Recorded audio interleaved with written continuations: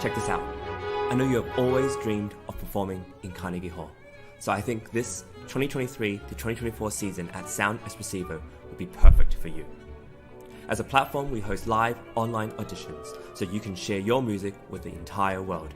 Then we send you to incredible in-person venues like Carnegie Hall so you can perform solo, as a duo, as an ensemble, and with orchestra. This year we have a total of 4 gala events at Carnegie Hall, as well as 4 different opportunities to perform with orchestras in the US, in the Czech Republic, and even in Egypt.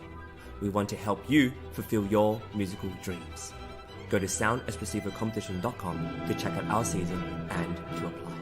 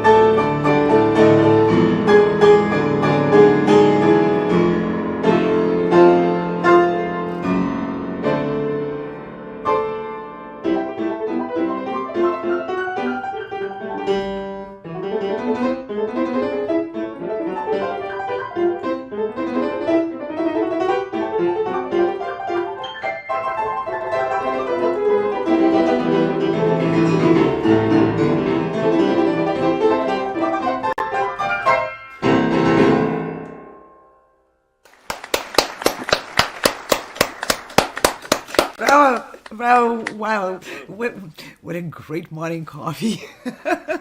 This is fantastic. Thank you very much. And I'll pass on the baton to our judges. Who wants to? Go ahead. Go ahead.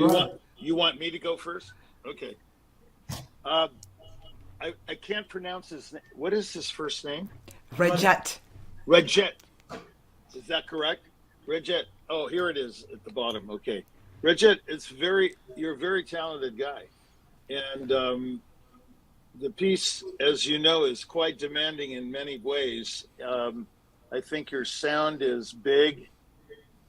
You project very well. Of course, I can't tell because of the piano, it's closed and so on, but even with it closed, it projects quite well. The thing that I noticed that's very strong is your finger work. It's your fingers are very independent and they cut. But some of the forearm playing, I think you could possibly profit from sitting a little higher so that you're not making double motions, going up for a chord and things like that, like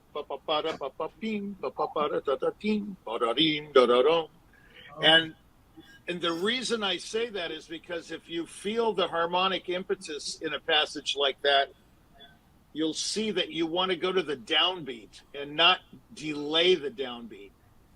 In other words, da da da da da da, da, not that kind of thing, but go towards that downbeat, and everything else that comes before it is really like bridge material. You see what I'm saying? Yeah. You're trying to make a big deal or a melodic thing out of each quaver instead of getting it over with and going to the downbeat, and that would help the conductor as well and the orchestra. There's some moments where I feel you don't know how long to stay in a harmony. Sometimes you leave the harmony too quickly and sometimes you stay in it too long. So, harmonic impetus and harmonic tension and all of those kinds of things really are very important in all music, especially a work like this. But I think you have a very good grasp of the piece. And we have very little time here to discuss it, but I think that, you have a very good future. And I would work on overall some of the chordal passages and forearm things over the finger work. I think you have the finger work quite well. And as a matter of fact, a lot of people fake a lot of these passages and you play them. Yes. Yeah. That is so true. Yeah. I think it's very impressive, but there are some things also musically. Try not to do any cliched things that you've heard before, like listening to William Capell or listening to Boulez or Horowitz or anyone. Just play it the way you feel it. Hear the harmonies the way you hear them, rather than because I heard a few, da da da da da, those kind of the famous melodies. I have a feeling you could say something more with them if we heard your real opinion. You know what I mean? Rather than a conglomeration of interpretations. And it's easy to get into that because there's so many recordings available of this piece or any piece for that matter.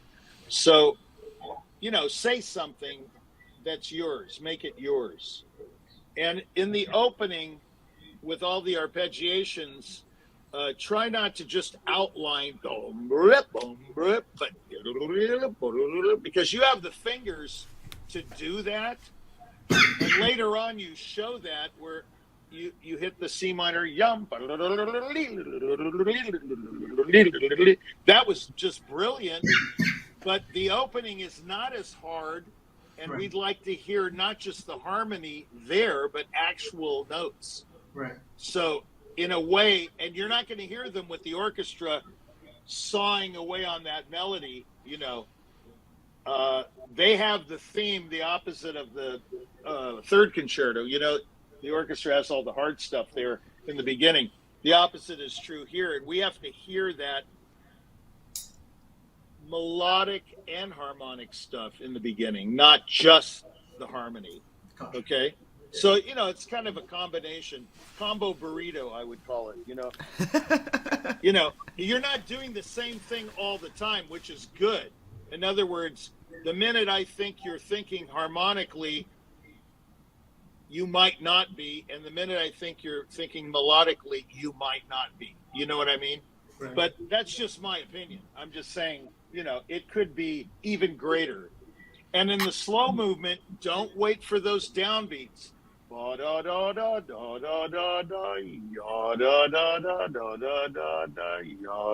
mean, go get on with it.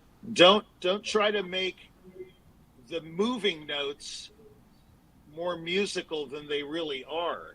In other words, you got to know where to go to, and then I would take time after hitting the downbeat. In other words, not before it. Right. You see what I mean?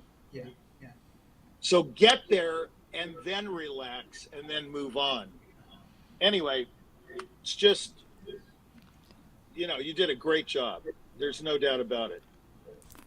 Thank you, Dikran, very much. No I'm taking notes, by the way. These are fantastic suggestions, not just for Rachmaninoff, for everything. You work... Well, thank you for this suggestion, Rajat. I will be a little bit shorter. And obviously, I'm coming from not a pianistic perspective. I'm a conductor. I'm not a pianist. My instrument is cello. So my remark will be mostly associated with orchestra, and how do you see yourself on a soloist chair. First of all, because I'm not a pianist, this version of Rachmaninoff without orchestra or without orchestral part is very new to me. I'm listening to it. I hear the orchestra behind it, as I know, as I've conducted it, and I can tell that orchestra part very well. That's very much in your system. I can see that, and that's exactly why it begs a question. Why does it? In my opinion, you were jumping for the long pauses of when the orchestra is playing and piano is on a pause. You were jumping from one to another a bit too fast. Give yourself, in that sense, when there's orchestra, you will be waiting, right? So when you wait, and this is the power of breathing and power of the pause. You change the touch, you change the heartbeat, even probably change. So I guess that's because of the lack of the collaborative pianist at the moment. But of course, it's not to say something is wrong. It's just a remark. What I wanted to ask you, more of a discussion base, in the second movement, the famous da da da ti da da da ti da da da ti da ti da. Is it me, or you were trying to make it sound like it's not a triplet? And this is where I agree with Dikran when he said, don't use cliches wherever you heard it, but rather have your own thing. I'm reading your biography, and you come from a place which has its own cultural important, let me see what's happening here, sorry, which it comes from a culturally very rich and important heritage. So I believe if only you will be able to have that in you while you are playing Rachmaninoff or any other instrument, that will probably be an amazing experience. And this is not to say that what you play is wrong or anything. It's just I have heard such Rachmaninoff before. I wanted to hear Rajat's Rachmaninoff specific a bit more in it, right? I think that's also what Tigran mentioned about. In my personal opinion, there was a little bit too fast also moving from one movement to another. One of the ways how soloists present, it's the audience, let audience settle a bit before you give them a completely different mood in second movement or from the second to the third. Right. These are the things. It's a good thing we are discussing this, because that means you are at a level where we don't talk technicalities. We are talking about completely different high level stuff where stage presence and audience engagement is at stake. So yeah, I will not go into technical part of piano things, as my colleagues are much better in this. And I guess I will conclude on this. But if you have any questions, I'm happy to hear. Yes, Rajat, please ask questions. This is the moment for you to really find out what you would like to hear from a conductor and a pianist, your judges. Right. Well, one thing I have a question about is so my approach to the opening of the second movement with the hemiola was I was trying to feel it as triplets and then phrase towards like the stronger harmonies, but I think I have lingered on the what do you call it, on the individual notes a bit too much, and therefore it sounded like it was sort of not moving forward. My question would be is like, how do I kind of mentally make that adjustment so that it comes across more intuitively? Because I think I know theoretically how to do it, but I'm trying to do it intuitively. My answer to that will be very simple: sing it, sing it, hum it, and check where is it that you naturally take breath, and that will be the answer. Okay, that's really Hum it, and then see where is it that you absolutely need to take a breath, because it's such a legato that in fact whether it's triplet, whether it's duplet, or whether it doesn't really matter as much as the flow. It's written in a way that for people who don't know, it will sound 4 notes up, 4 notes da da da da da da da ti, da da da, but then it's written as a da da ti da da da triplet. So in any situation like that, collapse it, and just bring it into a single quavers without thinking about what, and see if you can hum it, sing it. I would do it that way. I don't know if Tikran has other steps. Okay, that's really helpful. Yeah, Tikran, do you have something to add to the question from Rajat? No, I agree. I agree with the maestro. I think this second movement is much ado about nothing. It's the most natural, it's the most natural. It's like the Shakespeare, right? It's a very natural harmonic progression. And I think what he's saying is just leave it alone, in a way, but I do believe a lot of pianists have this cliched idea of stopping after da da dee da, like he said, after 4 notes. Why? There's no indication harmonically. I know I'm speaking about harmony all the time, but I think harmony dictates policy. Yeah. I mean, the melody doesn't dictate the policy, the rhythm doesn't, the bass does. As a matter of fact, if you want to go further, the bass is what matters. Yes. Like in a fugue or in a figured bass or any of those things. Even in a Mozart sonata or concerto, the bass totally clues you in, because you can build all kinds of harmonies on these bass notes, right? It depends on which one you're building. So I think you have to decide, like I said before, in the whole piece, though, I would say, like, there are many passages. Don't think of that as octaves with a note in between. Think of it as a single note. Like he said, sing it, Right. because and technically you're making double motions. You're going up and then down. See, I would just be up and then just move laterally. Oh, I see. You know what I mean? You're making it more difficult for yourself. The same with that passage. Right.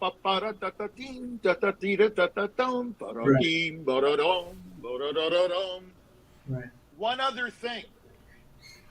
In your case, you need to play the fast notes faster and the longer note values longer. It just so happens that the harmonies dictate that. Right. You see what I'm saying? Yeah.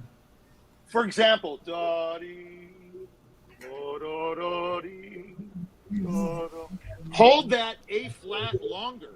Right. And then move the moving notes more. Don't make melodies da-dee, da da da. You know what I mean? A lot of people do that. I mean, I believe it's motion forward. Well, yeah, I believe in horizontal, Yeah, absolutely. no verticality. Now, the conductor, of course, wants to be, I don't blame him, he wants to be together. But if you feel the music, you will be together. Right. Okay, we are used to it. We can catch. Just be Yeah, exactly. Well, you are, because you're a fine conductor. You know? Right. Right. Yeah. Thank you, Rajat. Thank you very much. Yeah. You're welcome. No, I'll just be honest, many conductors will not follow. You've got to follow them. Georg is not one of those. He's one of those that believes in the soloist, and it's his interpretation, and he's going to go with you. Not that he's not going to contribute; he will contribute. Right. But it's a collaboration, right? But Yeah. you can't. You got to get on with it. You know what I'm saying? Right. And even in the bum bum bum at the end when he's going da da da dee da da. And you've got all these chords. Don't hold him back, you know. Yeah. Yeah, let That's him great. go. Let him go, and you fit your chords in. You Right. know, he knows where to go. You know. Wonderful. Thank you. Now, Rajat, do you have any other questions? Nothing else as such. This was really, really insightful. Like I'm so excited to work on all these like little details now. It's really, yeah, it's a privilege. Yeah, thank you very much. Yes. I mean, as was a a pianist to privilege for pianist, I played this concerto with many different conductors. This is so great. You hear from the conductor who will work with you together, which doesn't happen always, and that's so right. You can take that opportunity and really delve into what you want to do with each of those melodies, even fast melodies. The fast passages are just melodies written in shrunk notes. Right. Right. Yeah. Wonderful. Thank you very much, Rajat, for this wonderful presentation, and thank you, judges, for such an insightful, helpful commenting. I have my sticky notes over here. I'm writing after you because that applies to my own playing. Thank you all very much, and we will be saying goodbye to Rajat and his wonderful Bye-bye, performance. Bye bye. Thank you. you later. Congratulations. Yeah. See you later. Congrats. Yep. And I'd like to take a quick moment to introduce one more judge who's joining us now. Let's welcome Joanna Moffat. She is an opera Hi, singer. Joanna. Hello, Joanna. What a great pleasure How to are have you you? with us today. She's a founder of Core Productions, which is the opera company in Chicago, promoting and moving forward the presentations of contemporary operas and operas in various unconventional settings. She works with many singers, conductors, orchestras, and we're very, very grateful that you were able to join us today. So, Thank you. yeah, thank you, Joanna. And with that, we'll be moving on to our next performer for this session 3 of ColORCHESTRA International Auditions. I'm reminding everyone that you're watching a live broadcast with performers presenting their pieces, their choice of the repertoire in front of the judges. Everything is happening live. So if you hear me stumbling over my words, that's because I have not been edited. I am live right now in front of you, and so are everyone, including the performers. We just heard Rajat Chowdhury performing the entire Rachmaninoff Concerto No. 2 in C minor, and Check this out. I know you have always dreamed of performing in Carnegie Hall. So I think this 2023 to 2024 season at Sound Espressivo will be perfect for you. As a platform, we host live online auditions so you can share your music with the entire world. Then we send you to incredible in-person venues like Carnegie Hall so you can perform solo, as a duo, as an ensemble, and with orchestra. This year we have a total of 4 gala events at Carnegie Hall, as well as 4 different opportunities to perform with orchestras in the US, in the Czech Republic, and even in Egypt. We want to help you fulfill your musical dreams. Go to soundespressivocompetition.com to check out our season and to apply.